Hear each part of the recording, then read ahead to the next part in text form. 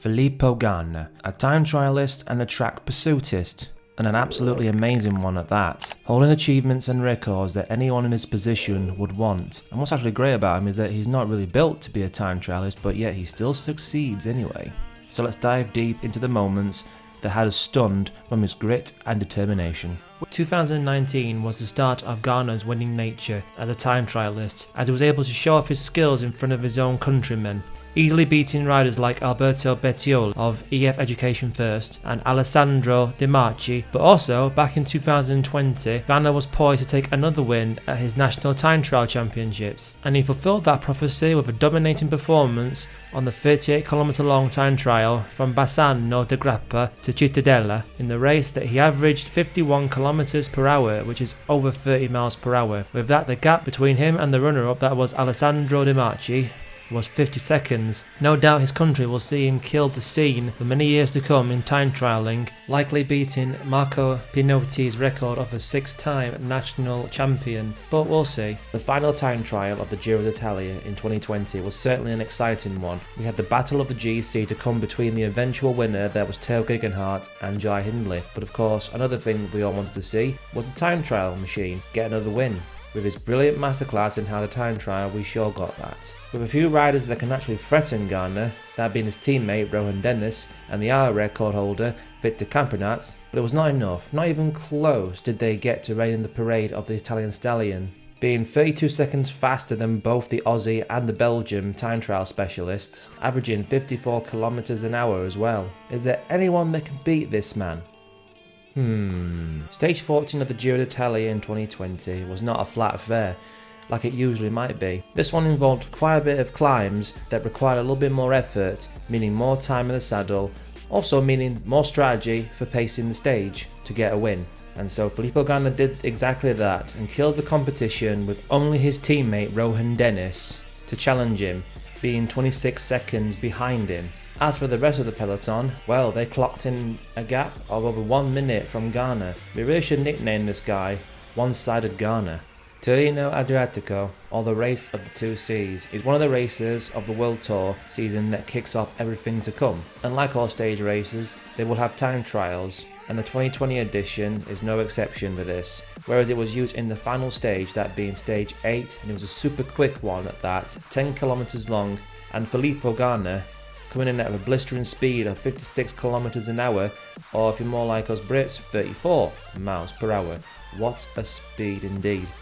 Bringing a gap of 18 seconds to the hour record holder, that was Victor Campenaerts, and 26 seconds to his teammate Rohan Dennis, and of course 28 seconds to his other teammate Geraint Thomas. And this was before he became the world champion, so all eyes were definitely on him to become the world champion after this. It's already 2021 and Filippo Ganna is already making waves in the cycling headlines with his victory in the Etoile de Besseges in both stage 4 and 5. In stage 4 he managed to pull off an effortless solo win with an attack. To put in perspective, this attack's power data, he managed to maintain 488 watts average for 12.5 minutes, and that helped him solo himself to victory. Very tasty stats indeed for us data nerds. After that stage they finished off the entire race with a time trial, another 10km time trial to be precise. And you guessed it, yeah, he won. 2020 was a weird year for us, and we fans were cautiously optimistic about events such as the World Championship going ahead that we all love to watch. But go ahead they did, with careful procedures of course. And it took place in Imola, where the infamous F1 track presides, and there would be the finish to both the road and TT races would be. With a certain Belgium not present at the time trial race, it was looking good for the Italian. With threats like Dumoulin messing up on a corner, Ganna could put the pedal to the metal and then dominate like he was meant to in this race. He would then win with a massive gap of 26 seconds against the cyclocross superstar Wout van Aert, with an average speed of 53 km an hour, which is 32 miles per hour. When we think of Italy, we usually think of the sun and the beautiful road to ride on, but on this stage we got the latter. During the last 16 kilometers of the 225km long stage, we had Ganna at the front with the breakaway specialist Thomas de Gendt. But this mattered not to Ganna. Oh no, not at all. Because he left the Belgium in the dust, soloing his way up to the finish so effortlessly with power that will make your eyes water, and then getting a second win out of the 4 wins that he will get in this entire Grand Tour. He arrived with a gap of 34 seconds to the rest of the pro peloton that was behind him.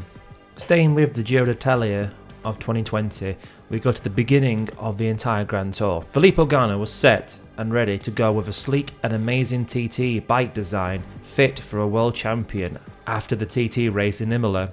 But this stage of the Giro was an interesting one, looking like the reverse of the infamous Bologna time trial of the last Giro. In fact, he averaged a speed of a blistering 58 km an hour in this entire race. And for you that uses miles per hour, well, it's an absolutely eye-wateringly fast 36 miles per hour. Definitely the fastest ever Giro time trial we could ever see, finishing with a time of 15 minutes and 24 seconds, having a gap of 22 seconds against Almeida, who would eventually take the pink jersey off of Ganna in the following stage. It's pretty clear that Filippo Ganna is on his way to possibly being the greatest pursuitist of all time in the discipline of track cycling, winning the individual pursuit 4 times and nearly 5 times actually in a row, losing only to Jordan Kirby in the 2017 World Championships. Oh well, nobody's perfect after all, I suppose. I mean, if you don't think he is the greatest pursuitist of all time, then maybe you'll change your mind when I tell you possibly his greatest feat on a bike.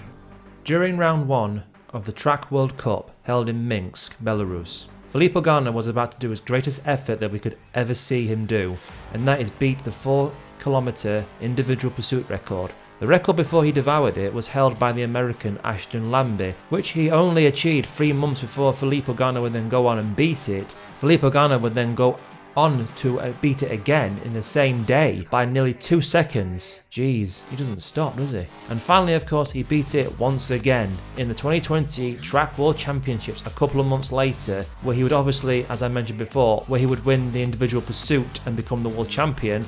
But he recorded the time of 4 minutes, 1 second, 934 milliseconds. Bloody hell. I mean, that's basically covering 1 kilometre every minute. Nearly, obviously. Let us know if you think that Ganna can actually get to sub 3 minutes in the pursuit. He might just be able to. But also, we all know one thing that we'd love to see Ganna do, and that is, yes, the hour record. Tell us what you think. Do you think he can actually beat Victor Campenaerts's record? We would like to hear your thoughts on this. And with that, that's all from me. Do like the video if you've enjoyed it. And obviously, don't forget to subscribe to us, it really helps. And next to it is the bell icon. Do click that so then whenever we post new content, you will be notified. And once again, that's it for me. And as always, have a nice day.